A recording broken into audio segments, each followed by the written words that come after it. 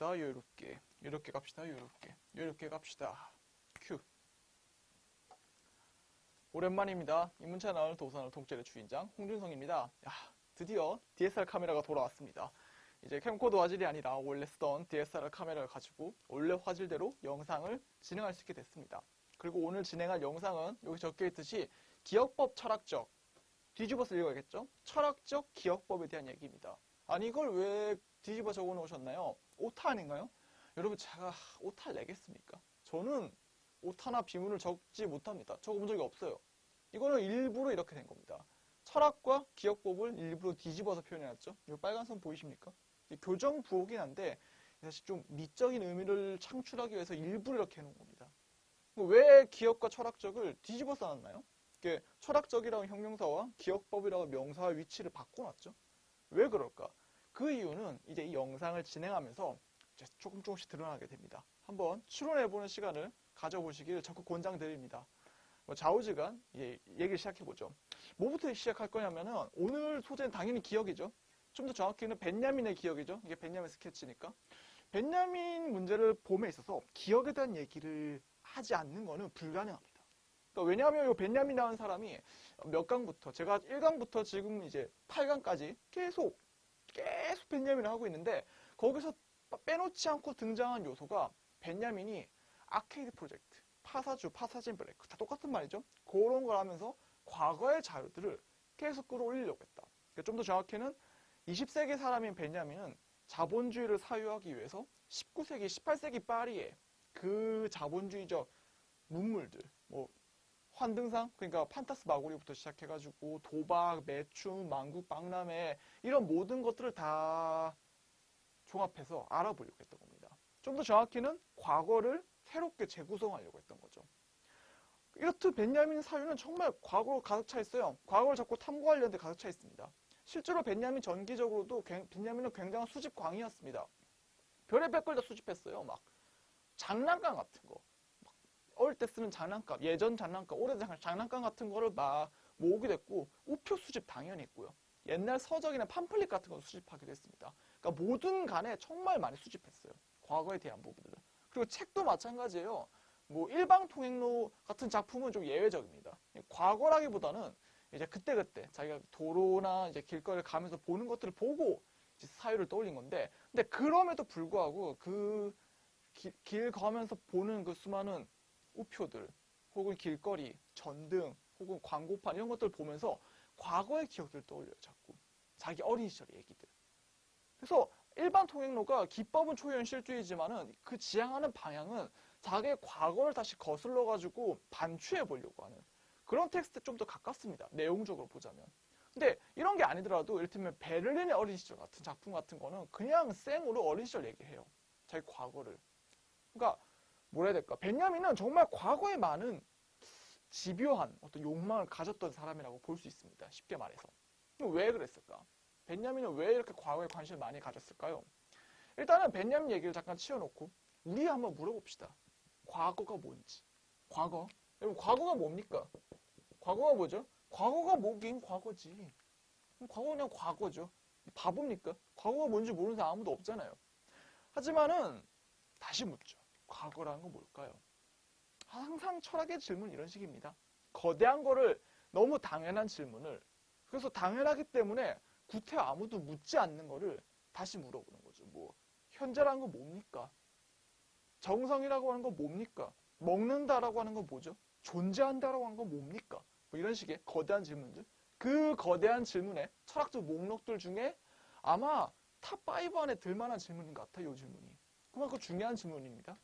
다시 묻죠. 과거란 무엇인가? 과거가 뭘까? 과거는 이제 수치적으로 명력 관하게 얘기할 수 있어요. 이 유명한 도식 있죠. 이게 과거고, 이게 현재고, 이게 미래고. 이렇게 봤을 때 과거는 그냥 현재 이전의 것들 전부 다 총칭하는 거죠. 이게 문법 사전적인 의미의 과거입니다. 근데 이런 식의 얘기를 할 거면 이 얘기를 이미 안 꺼냈겠죠. 제가 봤을 때 과거라고 하는 거는 무엇보다 자아랑 연결돼야 됩니다. 아니 뜬금없이 자아 얘기가 왜 나오나요, 홍수성 씨? 응? 과거 얘기란 자아 얘기가 왜 나와요? 왜? 이 과거를 파악하는 게 자아임. 너무 명확 관하죠. 만약 여러분이 의식이 없다 칩시다. 가정해 봅시다. 이 가정도 불가능해요, 사실. 왜냐하면 의식이 없는 게 불가능하니까. 그러니까 의식이 없는 상태를 의식이 가정하는 게 논리적으로 불가능하기 때문에 이런 가정이 참 그냥 좀 사고 장난처럼 보이지만 그래도 한번 가정해 봅시다. 의식이 없다고. 의식이 없으면 여러분은 과거를 인식할 수 없겠죠. 과거를 인식할 수 없으면은 과거는 있는지 없는지도 모르는 겁니다. 이처럼 자아는 이꼴 과거를 구성해내는 거예요. 그러니까 다시 반복하겠습니다. 자아는 과거를 구성해냅니다. 이게 무슨 말일까? 이를테면 요 수치적으로 말해진 과거라고 하는 건요.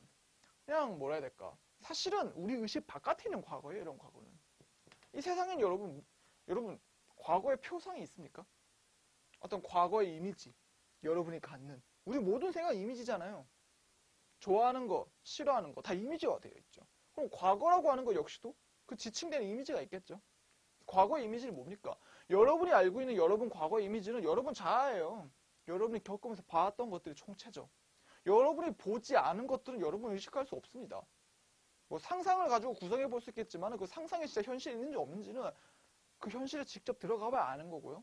그 말인즉 그 현실을 경험하고 그 경험한 현실이 과거 자료, 기억이 되어야만이 과거를 인식할 수 있다는 겁니다. 이런 점에 봤을 때 인간에게 과거라고 하는 건 사실 기억이에요. 여러분 우리 과거가 뭔지 모릅니다. 여러분 사실 엄밀히 말하면은 기억은 알지만 과거 자체는 몰라요. 왜 기억은 알죠? 기억은 여러분 머릿속에 있으니까. 근데 과거는 모릅니다. 과거는 알 수 없는 거예요. 지금 제가 펜을 쓰고 있죠. 이 펜의 과거를 내가 어떻게 알겠어요? 내가 이거 경험할 때는 이 자리에 있던데 이 스튜디오에. 그냥 있는 줄만 아는 거죠. 물론 추적해 들어갈 수는 있어요. 이 친구가 어떻게 해서 여기까지 오게 되는지를 최대한 추적해가지고 이 친구의 과거를 구성해 볼 수는 있을 것 같아요. 근데 이런 식으로 구성된 과거들이 한두 개냐고 이 세상에. 이 옷도 그렇고요. 이 카메라도 그렇고요. 전등도 그렇고 이 공간도 그렇고 심지어 이 영상을 보고 댓글을 달아준 여러분 역시도 마찬가지예요. 제 입장에선. 알 수 없는 존재입니다. 파악할 수가 없어요. 이게 뭔지. 단지 내가 아는 거는 경험한 것들 중에서 약간 현재에서 뒤로 밀려난 것들. 즉 과거의 기억밖에 없는 겁니다. 엄밀히 말하면. 근데 왜 갑자기 이런 얘기를 하죠? 왜 이렇게 굉장히 얘기가 복잡해지는 것 같지? 왜 이런 얘기를 하냐면은 어쨌거나 부분이라는 거예요. 그러니까 여러분은 이렇게 적고 있습니다. 과거의 부분만 기억합니다. 과거의 부분만을 기억으로서 간직, 소유 한다고 볼 수 있습니다. 이게 우리가 알 수 있는 과거의 전부예요. 과거 그 자체는 알 수 없습니다. 어떻게 알겠어요, 그걸? 우리 지식 범위를 벗어나는 그런 부분입니다. 과거 자체는. 그래서 어쨌거나 모든 과거는 자아를 거쳐서 형성된다고 하는 거죠. 부분. 그러면 다시 묻죠. 왜 부분을 강조하는 거죠? 왜 부분을 강조하는 거지? 왜냐하면은 이를테면 여러분 뭘 기억하세요? 뭘 기억하죠? 우리가 왜 기억을 하는 거예요? 왜 기억을 하고 기억은 왜 중요하며 왜 끊임없이 갈고 닦아야 되고 기억을 잃어버린 게 뭐죠? 그게 알츠하이머죠. 이게 왜 질병인가요, 여러분? 알츠하이머가 왜 질병이죠? 기억을 까먹는데. 왜? 생물학적으로 말하면은 기억을 잊어버린 순간부터 인간은 죽습니다. 말살돼요. 살아남을 수가 없습니다. 왜? 기본적으로 기억이라고 하는 건 뭐 이런 거예요. 살아남기 위해서 내 친구 A가 빨간색 버섯을 먹었더니 건강해졌어. 근데 파란색 버섯을 먹었더니 죽었더라. 그러면 이 인과관계를 기억하죠. 그래서 빨간색 버섯은 몸에 좋은 버섯이고 파란색 버섯은 독버섯이다. 라고 하는 기본적인 분류 체계가 생겨요. 기억적으로. 마찬가지죠. 유대관계. 인간 군집동물이잖아요. 그러면 협동관계가 굉장히 중요합니다. 물론 군집동물이라가 좀 그렇죠. 자존심 상하니까. 인간이나 개미랑 똑같냐? 라는 말이 발생할 수 있으니까 군집동물이라는 표현보다는 뭐 유적인 동물이라고 합시다. 그 류를 이루는 그 동물이니까 유적 동물이기 때문에 서로 협동합니다. 상부상조하면서 살아가죠.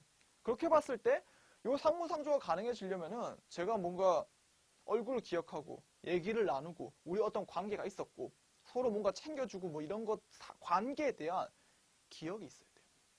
기억이 있어야 관계가 만들어지죠. 다음날 자고 일어났더니 내가 누군지 몰라요. 그럼 기억이 안 만들어지죠. 여러분 그래서 RPG 게임을 했을 때 NPC랑 유대 관계가 너무 어려운 이유가 바로 거기에 있어요. 왜? NPC는 너무 많은 유저들을 상대합니다.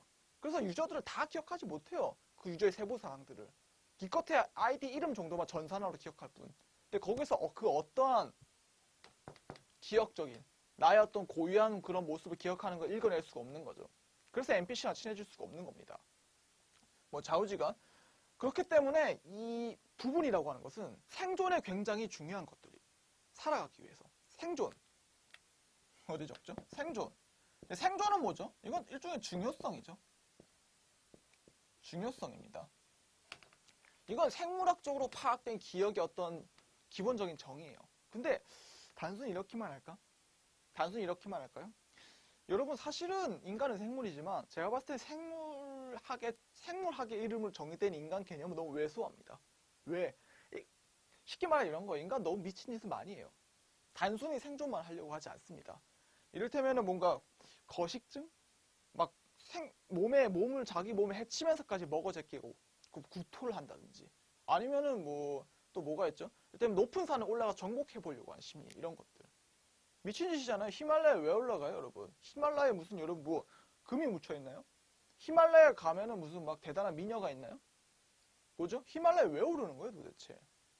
아니, 심지어 여러분 히말라야 올라갔다가 내려오면요, 그게 막 생중계 돼가지고 모두가 다 알아봐가지고 무슨 결혼 정보 사이트에서 정말 대단한 사람, 저 사람과 만나고 싶어. 뭐 그런 생물학적인 자기 유전자를 많이 퍼뜨리고 싶은 그런 욕구를 만족시키게 해주나요? 히말라야 등반이?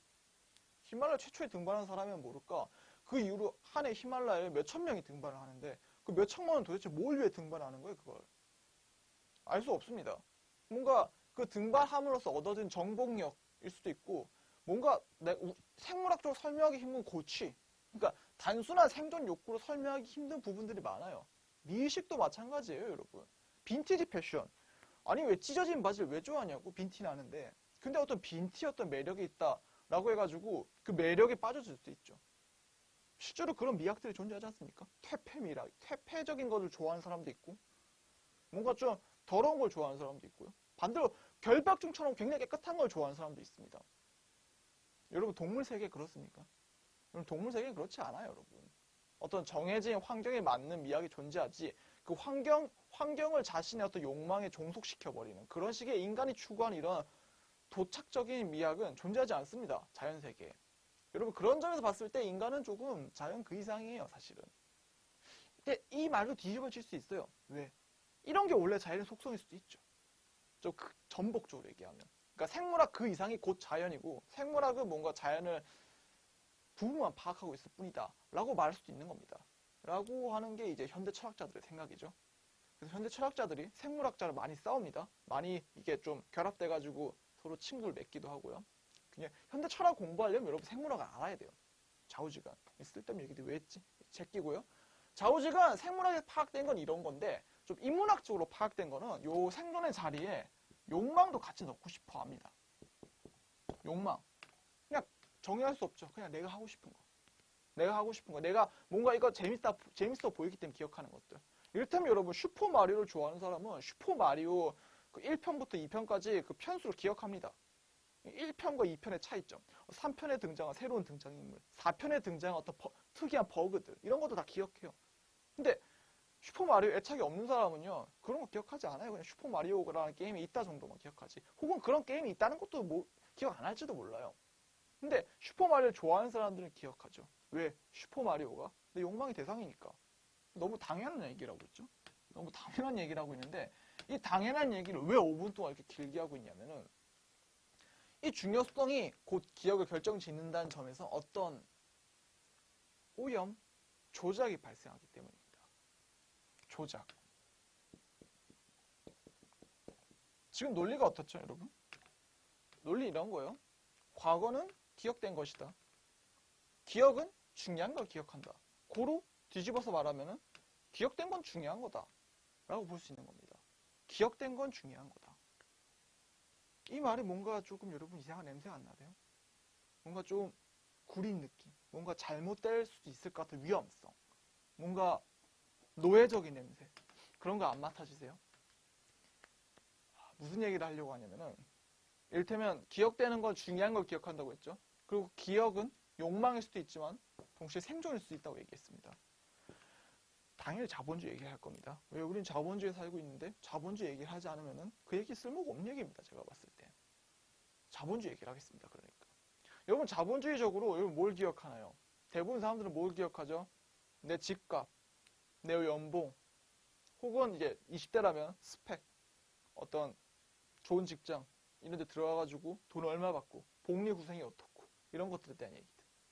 재테크에 대한 노하우, 부동산 정책에 대한 어떤 방향성 이런 것들에 굉장히 관심을 갖습니다. 근데 여러분 이런 관심은요. 여러분 욕망인가요? 여러분 진짜 원하는 거예요 그게? 그리고 막 간절히 바라는 겁니까? 이게 여기서 문제 시작되는 거예요. 기억이라고 하는 건 그 내가 처한 환경에 적응하기 위해서 그러니까 생물학적인 이유로 굉장히 강렬하게 추동된다는 거예요. 근데 그 생물학적인 조건은 우리가 무슨 오랑우탄이 아니잖아요. 문명 세계에 살고 있는 인간이기 때문에 그 문명 질서에 의해서 정해지는 경우가 허다하다는 거예요. 거의 99.9%가 그렇다는 거죠. 그렇게 봤을 때 여러분의 기억은 체제의 내면화일지도 모른다는 겁니다. 적어보겠습니다. 여기 적죠. 체제의 내면화. 내면화로서의 체제의 내면화로서의 기억. 왜? 이 체제가 생존을 약속한다. 고 실질적으로 사실관계도 그런 부분도 있지만은 그렇게 믿어지는 경우도 많아요. 이를테면 여러분 자본주의가 우리 모두의 생존을 정말 약속해 줍니다 라고 하는 명제는 지금 잘 살고 있는 사람한테 해당할지도 몰라요. 혹은 잘 사는 거 아니더라도 그래도 그럭저럭 좀가 먹고 사라지는 사람들한테 해당할지도 몰라요. 근데 공사 근로 현장에서 다쳤는데 산재가 안 나오는 그런 부조리에 시달리는 가난한 노동자라든지 외국인 노동자라든지 외노자들 문제도 많죠. 혹은 일자리를 좀처럼 이제 구하기 너무 어려운 뭔가 장애인들 이런 사람들한테는 해당하지 않아요. 그냥 그렇게 믿어질 뿐이죠. 사회에 의해서. 근데 안 그런 경우는 분명 존재하고 그 사람들은 뭔가 너무 부조리를 많이 겪는 거죠. 나는 이 체제 내에서 이게 잘 될 줄 알았는데 안 되고 있으니까. 이 부조리가 극대화되는 그런 시기들이 있습니다. 자본주의 내에서는 좀 공황이라고 부르죠. 경제 공황이 벌어질 때마다 이 실업자들이 팡 터져나오면서 부조리가 증대되는 거죠. 지금이 그런 시대입니다, 여러분. 부조리가 좀 커지고 있는 시대예요. 그러니까 정권하고 바뀌었죠. 근데 쉽게 해결 안 되죠, 이 부조리가. 어떻게 될지는 지켜봐야 되는데 이 부조리가 더 커지면은 상상하기 힘든 문제들이 계속해서 벌어지게 될 겁니다. 좌우지간 얘기를 계속 하자면은 체제의 내면화가 곧 기억을 구성해 낸다라고 하는 겁니다. 생존. 근데 여러분 우리 현대사회는 좀 진짜 골 때리는 게 생존 있고 욕망으로 가는 경우도 많아요. 그러니까 살아남는 게 가장 가치 있는 것이다 라고 하는 명제가 성립한 시대가 바로 우리 시대예요. 뭘 보면 알 수 있죠?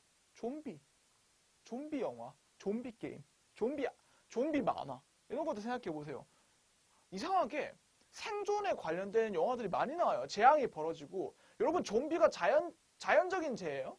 무슨 악마가 무슨 저주를 내려가지고 좀비들이 죽은 인간들이 살아나는 겁니까? 안 그래요, 여러분. 그런 좀비 영화는 20세기 말 그때나 있었지 21세기에 들어와서 그런 영화는 없습니다. 싸구려예요. 그런 영화는 취급이 안 돼요. 유행이 지났어요. 21세기적 유행은 뭔가요? 21세기적 유행은 이 바이러스가 인위적인 바이러스라는 거예요. 뭔가 동물 실험을 통해서 정말 비극적으로 만들어졌거나 유전공학의 실수죠. 혹은 바이러스를 제조하는 어떤 의료회사에 의한 실수라든지 뭐 이런 식으로 인위적인 이유가 갖춰져요. 그러니까 좀비라고 하는 건 여러분 인위적으로 만들어진 괴물이에요. 그리고 그 인위적으로 만들어진 괴물이 뭘 없애버리죠? 문명사회를 지워버리죠. 그러니까 웃긴 거예요. 문명사회를 지우는 거는 인위적인 발단부터 시작되는 겁니다. 자연재해나 이런 게 아니라. 그렇게 문명사회가 지어지고 거기서 살아남은 소수의 인간들, 생존자들은 뭘 하죠? 생존하려고 발악하죠. 그리고 생존하면서 발악하는 과정 내에서 그게 정말 무슨 소중한 것처럼 내면화됩니다. 좀비 영화를 보고 나온 사람들은 뭔가 뭐라 해야 될까? 잘한 것 같아요. 뭔가 생존에 대한 욕구, 내가 지금 살아있다는 것 자체에 대해서 기쁨을 느끼고 막 이런 심리들이 분출됩니다. 또 그런 비슷한 게임도 하려고 하죠. 근데 여기서 우리가 한 걸음만 뒤로 떨어져 보면은 이상한 거예요. 여러분 단순히 살아있음 이게 가치 있는 일입니까? 단순히 숨만 쉼 가치 있는 일입니까? 하루 세끼 먹고 똥 싸고 자고 이거 무한 반복함. 가축 같은 생활이죠. 가치 있는 일인가요? 가치 있는 일인지 모르겠는걸? 나 이런 걸 가치 있다고 배우지 않았어요, 저는. 배우지 않은 걸 넘어서 그냥 그렇게 느껴지지도 않습니다. 가치 있는 거 뭔가요? 하고 싶은 걸 하는 겁니다. 쉽게 얘기해서. 3끼간에 2끼 먹더라도 2끼간에 1.5끼 먹더라도 하고 싶은 일을 하는 거예요. 그게 가치 있는 일입니다. 물론 그 하고 싶은 일이 뭐냐 사람마다 다를 수 있기 때문에 누가 누굴 봤을 때 정말 하찮아 보일 수도 있고 위대해 보일 수도 있고 그 가치 평가는 바뀔 수 있어요. 근데 단순히 생존함은 가치 있는 일이기 어렵다는 거죠. 그래서 이렇게도 볼 수 있어요. 이런 좀비 영화는 이 체제를 내면화시켜버려요. 왜? 우리 체제 내에서는 뭔가 먹고 살 정도로 월급을 받고 먹고 살 정도로만 받는 그 월급을 가지고 빠듯하게 생활을 돌리는 그 쳇바퀴 같은 생활이 반복되다가 인생이 끝나는 그런 구조지 않습니까? 이런 사이클을 후세대에 전해주기 싫으니까 이제 애도 안 낳죠. 비극의 대물림이 싫으니까. 대단한 시대에 살고 있는데 우린 지금 뭐 좌우지간 그런 사회에 살 때 이 사회를 긍정하려면 어떻게 되는 거예요? 두 가지 방법밖에 없습니다. 하나는 혁명을 일으키는 거죠. 그냥 부셔버리는 겁니다. 이 체제에 틀렸다. 뭐 개혁이든 혁명이든. 두 번째는 뭐죠? 체념의 방식이에요. 근데 체념을 하려면 뭔가 건덕지가 있어야 될 거 아니에요. 그게 좀비 영화의 방식입니다. 생존함으로써 뭔가 기쁨을 막 자기 혼자 막 느끼는 거예요. 난 막 기뻐. 생존했다는 점에서 막 뭔가 대단한 가치를 얻어낸 것 같은 그런 느낌을 막 자기 혼자 막 열심히 받아 제끼는 겁니다. 그게 좀비 영화의 핵심 키워드예요. 그게 잘 먹힌 이유, 심지어 잘 먹혀요. 21세기 영화판에서 좀비라고 하는 키워드는. 왜? 좀비가 너무 많으니까 사실은. 좀비 아까 뭐라 했죠? 인위적으로 만들어진 거라고 했죠. 근데 여러분, 좀비의 특징이 뭐예요? 좀비 특징이 쉬워요. 이렇게 하면서 먹기만 하죠. 먹고 다시 돌아다니고 먹고 다시 돌아다니고. 사람이랑 비슷하지 않습니까? 애당초 인간이 좀비가 되는 거기도 하고. 그러니까 굉장히 어떤 체제에 너무 찌들어서 모든 가능성이 소진돼 버린. 그래서 일하고 먹고밖에 남지 않은 그런 극도로 소진된 프롤레타리아 혹은 프롤레타리아가 아니더라도 일 중독에 빠진 샐러리맨, 화이트 칼라 이 모든 것들을 보여주는 아주 기본적인 표상이에요. 그냥 가장 대표적인 상징물입니다. 그래서 우리 막 미친 듯이 일하는 사람 보고 완전 좀비가 됐다라는 표현을 쓰지 않습니까? 그 말 그대로예요. 그렇게 봤을 때 좀비 영화는 정말 21세기적인 영화인 겁니다. 그래서 뭐 롬메오가 천재죠. 20세기에 그 영화를 찍기 시작했으니까. 좌우지간 넘어가고. 그러니까 즉 우리는 이 체제에 적응하기 위해서 필요한 것들만 기억하는 겁니다. 근데 그 필요한 것이 여러분 욕망과 괴를 일으키면 어떡해요? 이 두 가지가 만일 괴를 일으킨다면 어쩔 건데요? 괴를 일으키면 이 두 가지가 서로 모순되는 거예요. 그럼 어떻게 되나요? 문제가 심각해지죠. 그때부터. 괴리되는 사람들이 많을 겁니다. 근데 이 생존이 너무 중요하게 여겨지다 보니까 그 다음에 욕망을 어떤 실천할 만한 어떤 역량이 자기한테 없다고 생각하기 때문에 그냥 짓눌려서 하는 거죠. 그냥 타협하면서 참 뭔가 자괴감 느껴지는 그런 인생을 사는 겁니다. 혹은 나중에 이게 발전하면 평생 자기 합리화하다가 가는 거예요. 그러다가 이제 죽기 얼마 안 남았을 때 후회하죠. 아 뭔가 이게 아니었는데 라고 해서 막 글을 적는 거예요. 여러분 이렇게 사시면 안 됩니다. 하고 싶은 일 하시고 이런 자기가 살지 못한 것들을 후세대에 살려고 하는 그런 글귀를 남기고 그 글귀를 읽은 젊은 세대는 각성하나요? 이거 아니죠. 각성하지 않아요. 뭔가 배부른 소리 안 하면서 다시 생존에 몰두하고 그러다가 그 젊은이가 다시 또 늙어가지고 그런 비슷한 후회록을 또 적어요. 그게 무한 반복되는 겁니다. 그게 인류의 역사예요. 회의적으로 파악된. 계속 반복되죠. 그런 부분들은. 뭐 좌우지간. 그렇기 때문에 어떤 기억이라고 하는 건 여러분 체제에 내면화됐다는 점에서 여러분을 왜소화시키는 건지도 몰라요. 그러니까 욕망을 왜소화시키는 겁니다. 왜? 아까 말했듯이 기억은 중요한 거니까. 근데 기억이 중요한 거다 보니까 그럼 이렇게 얘기할 수 있는 거예요. 우린 중요한 걸 하겠죠, 당연히. 중요한 걸 하려고 하는 게 인간의 기본적인 본성이니까요. 근데 그러면 이렇게 할 수 있겠네. 이 인간이 A라고 하는 게 중요하지 않다 손 치더라도 그 A를 기억하게만 만들면은 그 인간은 자기가 기억된 A를 중요한 건지도 모르겠다라고 오해하게 되겠네. 일종 기억법을 통한 인간 세뇌 조작이죠. 기억된 게 중요한 거라면서요. 그러면 기억만 시키면 그게 중요한 거고 자기가 기억된 대로 인간을 이제 움직이게 만들 수 있겠네요. 가장 대표적인 건 뭐예요? 일단 아까 다시 한번 말하자면 체제죠. 체제를 내면화시키는 거예요. 여러분 평생 자본주의에 살았습니다. 자본주의에 살았어요. 자본주의 너무 거대한 비유니까 이거 말고 좀 와닿는 비유로 바꿉시다. 이렇게 해보죠. 여러분 평생 학교에서 다 전부 다 보통 교육체제를 받았겠죠? 초등학교, 초등학교, 중학교, 고등학교 의무교육체제. 그 체제에서 12년을 살았어요, 여러분이. 그리고 19살 때 갑자기 대학에 왔습니다. 근데 대학 교수는 여러분이 봤던 학교 선생님이나 인터넷 강사랑 좀 다르죠? 뭐 대충 가르칩니다. 많이 가르치지도 않고. 왜? 대학을 스스로 학습하는 공간이니까. 그런 공간에 갑자기 던져졌어요. 맨날 막 의무적으로 때려받고 야 이거 수능에 꼭 나옵니다. 꼭 메모하시고 꼭 외우세요. 이거 뭐라 했죠? 뭐뭐뭐 이렇게 외우는 거예요. 뭐뭐뭐 이거는 진짜 별 5개짜리예요. 이거에 막 07년도 수능이 나왔고 14년도 기출문제 나왔고 이건 정말 기억하셔야 됩니다. 이거 다 떠먹여주죠. 다 떠먹여줘요. 왜? 네가 성적을 잘 받아야 내가 명성이 올라가니까 학원 강사로서. 그래야 내가 서울대를 막 17명 보냈습니다. 정말 일퇴 강사예요. 라고 내 이력서의 줄이 높아지니까. 학교 선생도 보너스 받으니까. 그 입시 교육 아닙니까? 그래가지고 그런 거에서 12년 살았어요, 여러분이. 입시 교육 체제 내에서. 근데 대학에 갔더니 어떻게 해요? 그렇게 안 하죠. 그렇게 안 가르치죠. 왜? 더 이상 네가 갈 데가 없으니까. 무슨 뭐 서울대 대학원에 몇 명 진학시키면 뭐 대학 교수한테 보너스가 주어집니까?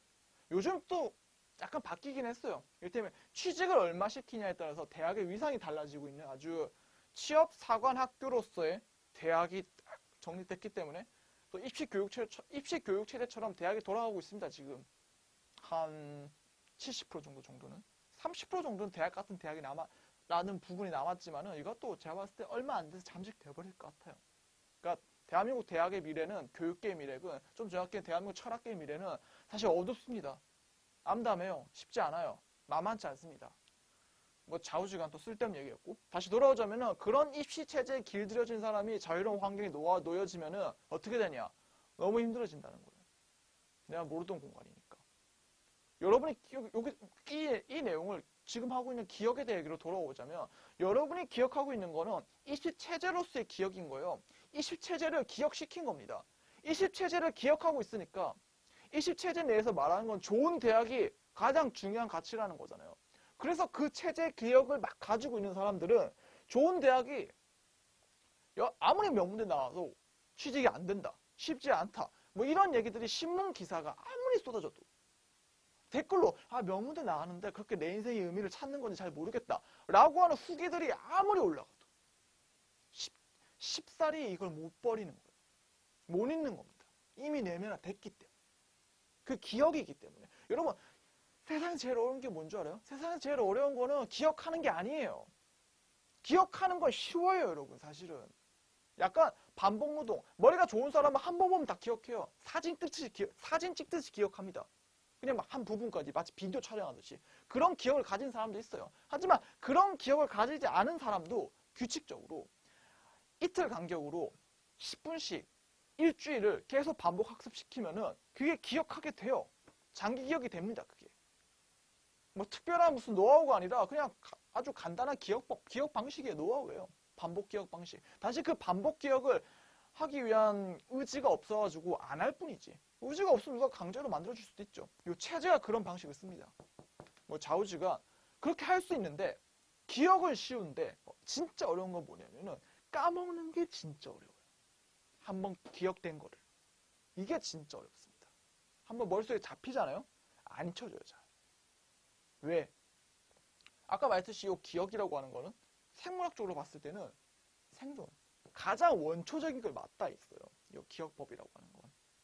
그래서 한번 만들어지면은 잘 안 사라지는 겁니다. 안 사라지면 어떻게 되죠? 다시 한번 말하자면은 도착적이죠. 뒤집어가지고 중요한 걸 기억하는 건데 그게 아니라 기억한 게 중요한 건지도 모른다. 라고 하는 사고방식이 오해가 심리 조작이 발생하기 때문에 기억된 걸 가지고 살아가지는 거예요. 이제 그러면 체제가 안 바뀌고 거기에 종속되고 그러다 보면 불구가 돼버리는 거죠. 나중에 어느 기점을 지나가면 변화할 수 없게 되는 거예요. 지금 제 유튜브 영상을 보시는 분들 중에 이 나이 비율을 보면은 한 절반 정도는 40, 50대, 60대 분들이 통계를 차지합니다. 나머지는 이제 20대 젊은 사람들 차지하고요. 이 얘기를 지금 20, 30대들은 모를지 몰라요. 무슨 말 하는 건지 공감이 안 될 수 있습니다. 근데 50대, 60대 분들은 공감하실 거예요. 지금 이 젊은 친구가 하는 얘기가 무슨 느낌인지. 어느 기점을 넘어가면 굳어져 버려가지고 바꾸고 싶어도 바꿀 수 없게 돼버리는. 그래서 그냥 그걸 자기에 합리하던가 아니면 약간 울적한 마음을 갖고 살아가던가 이 두 가지 선택지밖에 남지 않는 그런 슬픈 삶이 만들어진다라고 하는 거를 어느 정도 인지하실 겁니다. 그 부분을 얘기하고 있습니다. 지금 저는. 쉽지 않아요. 이 부분. 한번 기억됐을 때 그 패단이라고 하는 게.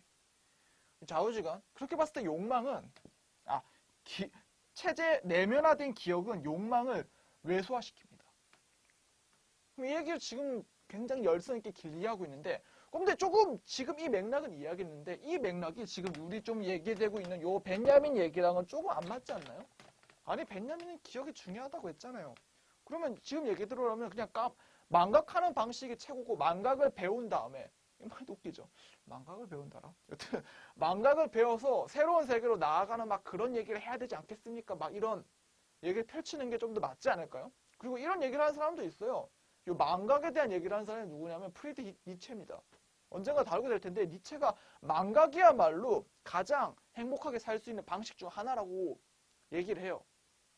나중에 또 얘기하겠습니다만 이렇게 방식을 간 사람이 있는데 이렇게 보면 니체랑 벤야민이 정반대인 거예요. 왜? 벤야민은 다시 기억으로 돌아가자고 얘기를 하고 있거든요. 기억을 다시 구성해내자고. 왜 그렇게 했을까? 왜 그렇게 했을까?